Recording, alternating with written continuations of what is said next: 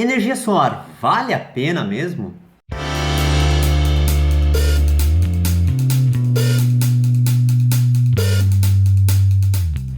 Olá pessoal, eu sou o Pedro do canal do Engenheiro Viajante. Eu vou falar hoje sobre energia solar, mais especificamente sobre microgeração de energia, mas focando, é claro, para energia solar, porque 99% do mercado brasileiro é de microgeração, é de energia solar.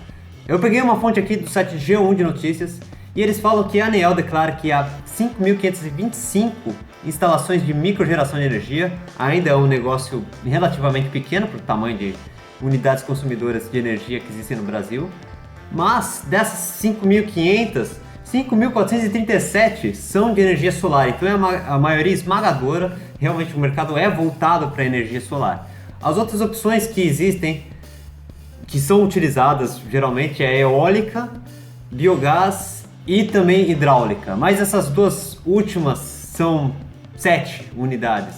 Isso daí é claro que a gente está falando de geração distribuída. Eu vou explicar qual que é a diferença entre os dois. A energia solar às vezes é muito confundida com o aquecimento solar que a gente coloca em casa. Aquecimento solar é uma coisa, energia solar é outra. Aquecimento solar é para aquecer água para chuveiro, para torneira, essas coisas.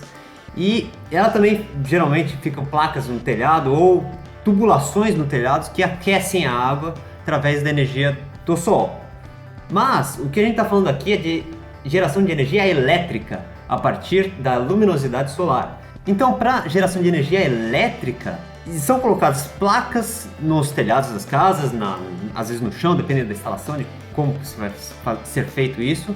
Essas placas possuem células que são fotossensíveis, então elas geram uma tensão elétrica e uma corrente elétrica, uma potência elétrica na verdade, que é capaz de ser utilizada através da incidência de luz nessas placas. Com a colocação de uma certa quantidade dessas placas, em paralelo e em série, dependendo da configuração, você consegue extrair uma determinada potência solar que é capaz de ligar uma geladeira, uma iluminação, aí dependendo da sua utilização. Mas como é que isso funciona exatamente? Porque não é a placa e vai lá e liga na tomada, porque a coisa é um pouquinho mais complicada do que isso. Para fazer essa interface entre a energia elétrica que a gente consome na nossa casa, que é a tensão alternada, e a energia produzida pela placa solar, que é a energia a tensão contínua, existe um equipamento que se chama inversor de potência. Esse inversor de potência, ele é responsável por pegar essa tensão contínua e transformar em alternada que a gente consegue utilizar. E também sincroniza com a rede elétrica da concessionária. Só que esse tipo de inversor que sincroniza a rede elétrica, na verdade é um tipo específico, que é o inversor on-grid, que é aquela famosa questão que você vende energia elétrica para a concessionária. Existe também o sistema off-grid, que geralmente é utilizado em fazendas, lugares afastados, que você tem bancos de bateria em que você consegue armazenar a energia produzida pela placa solar nas baterias e utilizá-las durante o dia, durante a noite também, porque de noite não tem luz do sol, então você não tem potência para extrair da placa solar. Mas estamos falando aqui sobre microgeração de energia e geração distribuída de energia, então entende-se por on-grid, em que você vende energia para a concessionária. Mas por que você vende? Por que eu falo vender energia entre aspas? Porque na verdade você não vende energia. Você na verdade está armazenando a sua energia no sistema elétrico da concessionária. Eu vou fazer uma simplificação unitária para esse vídeo não ficar muito técnico. Então, em vez de falar watt, quilowatt-hora, ampere, volts, todas essas nomenclaturas técnicas, eu vou falar em unidades. Então, sua placa solar ela é capaz de produzir 10 unidades de energia.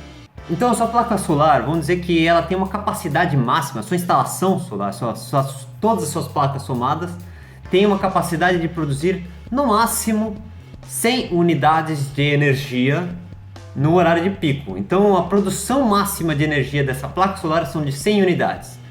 Só que isso daí é pensando no sol batendo de cara na placa, 90 graus, com maior insolação, sem nuvem, meio-dia. Então é uma situação única no dia, às vezes não tem essa situação no dia, às vezes pode estar nublado, então você não tem essa produção o tempo todo.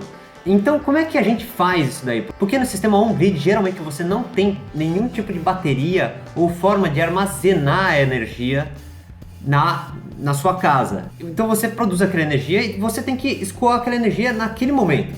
Então se sua placa está sendo incidida com o sol na cara, está produzindo aquelas 100 unidades de energia, você tem que utilizar aquelas 100 unidades de energia naquele momento, porque não tem forma de armazenar. Como é que isso funciona então? Porque geralmente a gente consome energia, a maior parte do nosso consumo de energia é à noite, quando a gente chega em casa, depois do trabalho, liga uma TV, liga as luzes, você não utiliza luz de dia, ou menos luz você utiliza de dia. Então é à noite que a gente consome a maior parte da nossa energia. E às vezes, durante o dia que você tem a produção de energia solar, você tem a possibilidade de produzir energia através da sua placa solar, você não tem praticamente consumo nenhum. Então vamos supor, durante o dia você está lá produzindo só 100 unidades de energia por algumas horas, lá, por 4 horas, vamos dizer assim. E dessas 100 unidades você está consumindo na sua casa 10. Você nem está em casa, você não está nem consumindo nada. Então como é que você faz? Como é que o sistema on-grid funciona? O seu inversor está conectado direto com a rede da concessionária. Então, quando você não está em casa e você não está consumindo essas 100 unidades de energia, você joga essa energia para a concessionária, para o sistema. Então, essa energia vai acabar sendo consumida pelos seus vizinhos que estão na sua região ou volta para o sistema elétrico nacional. Agora, para simplificar a explicação, o que acontece é que o relógio é girado ao contrário. Tem lá uma marcação, o nosso relógio de energia ele fica marcando e incrementando a unidade de energia que tem lá, o quilowatt-hora, conforme você vai consumindo. Então, se você está emitindo mais energia para a rede, o relógio ele vai girar ao contrário, vamos dizer assim. E quando você chegar em casa e começar a ligar a lâmpada, ligar a TV, ar-condicionado, e se você não estiver produzindo nada de energia, você vai consumir aquela energia que você girou o relógio ao contrário. Então, se você produziu por 4 horas aquelas 100 unidades de energia constantemente, você tem um crédito aí de 400 unidades de energia e você vai gastar isso à noite. O que acontece? Se você no mês inteiro produz 10 mil unidades de energia e consome 15 mil, você ainda vai pagar os 5 mil, que é o saldo dessa conta. Porque o relógio girou para frente 15 mil e girou para trás 10 mil. Então tem 5 mil de débito que você ainda tem que pagar para a concessionária. E isso também acontece concomitantemente. Então se você estiver na sua casa durante o dia e consumindo 50 unidades de energia e sua placa solar está produzindo 100, você ainda tem esses 50 que estão sendo emitidos para a rede. Então o relógio ele vai girar ao contrário 50 unidades, como se você estivesse produzindo as 50 unidades. Mas o que vai acabar indo para a rede é só o saldo dessa conta. Reparem que nesses dois exemplos que eu dei, não existe efetivamente uma venda de energia. Você na verdade está utilizando o sistema elétrico nacional, as instalações da concessionária de energia elétrica, como a sua bateria do sistema. Então você está armazenando a sua energia que você vai consumir depois no sistema elétrico, porque você produz 400 durante o dia e consome 400 durante a noite. Então se você ficar zerado, você ainda está utilizando o sistema elétrico nacional. Você está utilizando a rede elétrica, o sistema elétrico com a sua bateria do sistema. Mas você também pode produzir mais energia do que consome. Vamos dizer que você produza durante o mês 15 mil unidades de energia e consuma apenas 10 mil unidades. Então existe um saldo aí de 5 mil unidades de energia que, teoricamente, você vendeu para a concessionária. Só que a concessionária ela nunca vai te pagar esse excedente. O que vai acontecer é gerar um crédito numa fatura posterior. Então no mês seguinte esses 5 mil unidades de energia você tem de crédito para a próxima fatura. Acontece que se você fizer isso constantemente, se constantemente a sua instalação, ela em média produz mais energia do que consome, você nunca vai receber esse crédito que você está produzindo. Vai chegar no final de um ano, você vai ter um crédito absurdo, mas você não utiliza esse crédito, porque você produz mais. E tem outra coisa, esse crédito ele é válido por 60 meses apenas. Após isso, eles zeram esse crédito que você tem. Então você nunca vai vender efetivamente a energia para a rede e ainda assim vai pagar o mínimo da conta. Que se você ficar fora de casa o mês inteiro e não consumir nada de energia, desligar a chave geral, você ainda vai pagar o mínimo da conta, que é o mínimo da instalação. Então, mesmo que você produza 100% da sua energia que você consome, você ainda vai pagar esse mínimo. Agora vocês podem estar até pensando, pô, mas é até injusto, eu estou vendendo energia e eles não estão me pagando por causa disso. Eu estou vendendo energia para a rede, para a concessionária, ela não está pagando nada por isso, ainda está revendendo essa minha energia para outras casas na região, sem precisar pagar para ninguém. Isso é injusto. E outra coisa, você pode até se pensar, pô, então em vez disso, por que eu não armazeno essa energia na minha casa com baterias?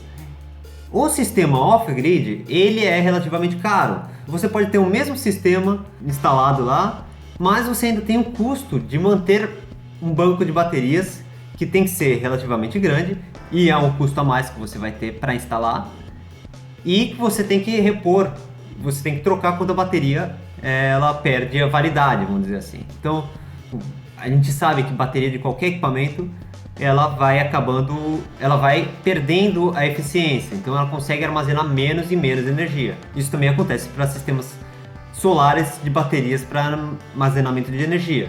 É como a bateria do seu computador. No começo ela dura lá 5 horas, depois de uns 4, 5 anos vai estar durando 2 horas. Vai acontecer a mesma coisa com o sistema solar. Por quê? Porque você usa todos os dias. Você vai carregar essas baterias de manhã para de noite utilizar de novo. Então você vai acabar reduzindo a vida útil dessa bateria muito mais rápido. Diferentemente de, por exemplo, um no-break, que vai utilizar essa bateria só de vez em quando, só quando acabar a luz. Então a bateria do no-break vai ser inevitavelmente muito superior em vida útil do que a bateria de um sistema solar que você utiliza constantemente. Então aí você pode perguntar, então o problema é a legislação. Por que quem permite que a concessionária de energia elétrica não pague pela energia que você está vendendo para ela é a legislação, é a norma da ANEEL. Mas vem uma pergunta agora vem uma pergunta bem interessante. O que você efetivamente está financiando quando você paga a conta de energia elétrica? Porque como é que funciona? O governo vai lá, faz um investimento bilionário para construir uma hidrelétrica, com várias hidrelétricas, e construir um sistema de distribuição de energia elétrica para todo o país. A concessionária de energia também faz um investimento para construir uma infraestrutura local, que são os postos de energia, transformadores, todos os equipamentos necessários para a energia chegar com qualidade, ou às vezes nem tanto, mas chegar na sua casa e você conseguir consumir. Após esse investimento em infraestrutura, o sistema ele funciona constantemente. A represa está lá, a água passa por dentro da turbina, produz energia elétrica e a energia elétrica vem até a sua casa. Não tem nenhum intermediário nesse caso, não existe uma produção efetivamente que passa por uma fábrica de energia elétrica. O que você está pagando é sim a manutenção dessa rede. São profissionais que estão lá monitorando a hidrelétrica, estão fazendo a manutenção, está consertando o cabo que foi quebrado quando a árvore caiu no poste ou fulano bateu no poste. Então existe uma infraestrutura de companhias que estão fazendo a manutenção nesse sistema elétrico nacional para que ele continue funcionando. E outra parte do dinheiro para financiar esse investimento que é feito. Então existe uma crescente constante da energia elétrica. Se o país está crescendo, a demanda de energia elétrica com certeza ela vai aumentar. Então precisa construir mais hidrelétrica, precisa construir mais termoelétrica, qualquer tipo de produção, precisa construir linhas de transmissão. Então o investimento não para, mas se não fosse por esse investimento, ainda assim existiria a necessidade de financiar a manutenção preventiva. Então é possível reparar que o dinheiro que você paga pela energia elétrica não é pelo produto energia elétrica, é pelo serviço de manutenção da energia elétrica. Então a energia que você produz na sua casa, ela só tem valor como produto, não como serviço de manutenção, que é 90% do custo que você financia quando paga a conta de luz. E o que acontece, como eu expliquei antes, é que quando você está utilizando o sistema off-grid, sem baterias, você está se utilizando do sistema elétrico da concessionária como bateria. Então você utiliza, apesar de você estar produzindo a sua própria energia, você ainda é 100% dependente da energia da rede, porque o sistema ele não funciona sem a energia da rede. Por exemplo, se não tiver energia na rua, você fica no escuro na sua casa. O sistema ele não funciona, ele precisa da energia. Mesmo porque ele precisa do sistema elétrico como bateria, como forma de armazenar energia.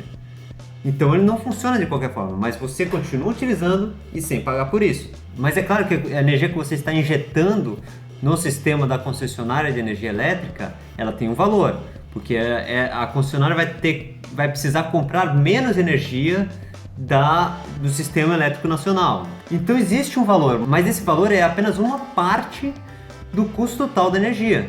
Então, de R$100 que você paga na sua energia elétrica, só uma porcentagem, chutaria aí menos de 25%, é custo, efetivamente, da energia que a concessionária tem que comprar do sistema elétrico nacional.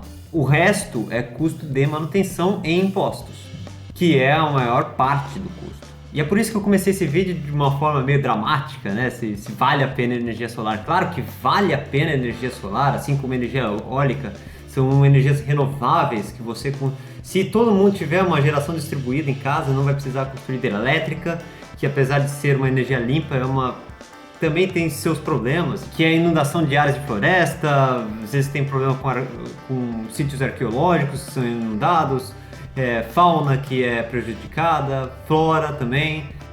E também tem outras fontes de energia que é utilizada no Brasil, que é queimar carvão, queimar óleo, que é poluidora. Então a energia solar é um sistema muito interessante e a geração distribuída é uma ideia interessante, mas adaptar ela para o sistema que a gente tem hoje é meio complicado.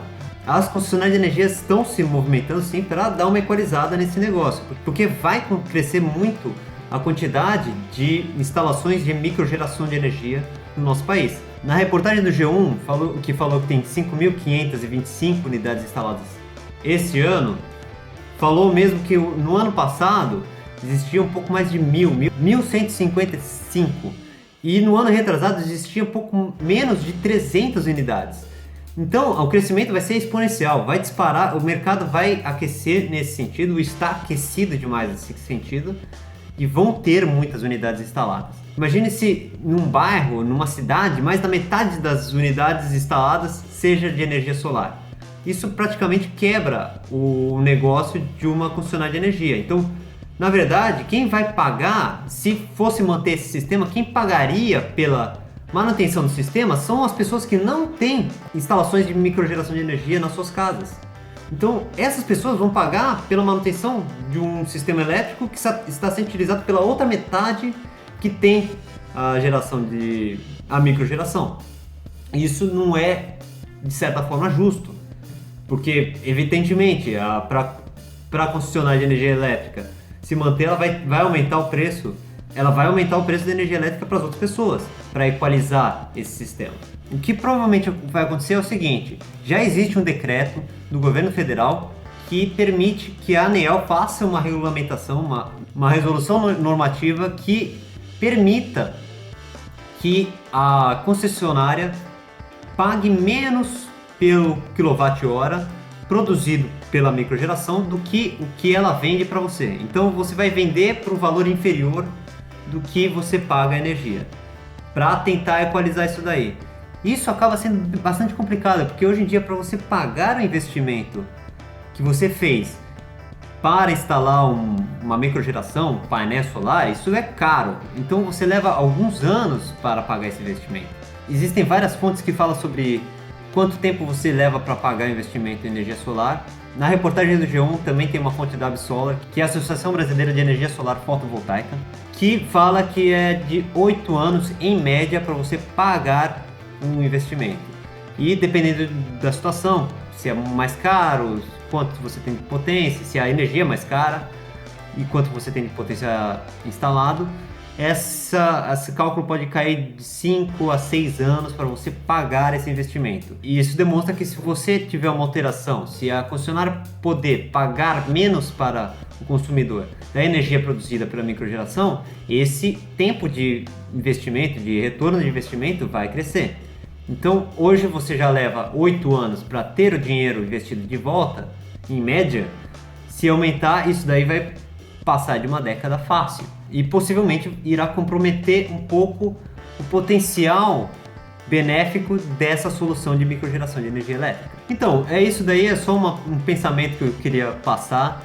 Realmente, eu acho interessante o mercado de energia solar, mas existe a solução tecnológica que está aí, já está implementada em diversos países, mas existe ainda o problema legal que a gente precisa resolver. E eu acho que, eu não sei com relação a outros países, eu vou até fazer uma pesquisa a respeito disso para saber como é que eles lidam com esse tipo de problema em outros países. Aqui na Suécia, por exemplo, não sei como é que funciona, e também não vi muitas instalações, pelo menos na cidade que eu moro aqui, não vi muitas instalações de energia solar fotovoltaica. Mas é algo a se pensar, vai precisar resolver esse tipo de problema para não comprometer uma tecnologia muito interessante que pode solucionar problema de geração de energia que é grave em alguns países. Muitos países, por exemplo, investem em carro elétrico, que é um negócio muito interessante, mas o sistema elétrico produz energia com fontes poluidoras. E o que não adianta nada, não adianta você parar de queimar o petróleo dentro do seu carro para queimar o petróleo na termoelétrica.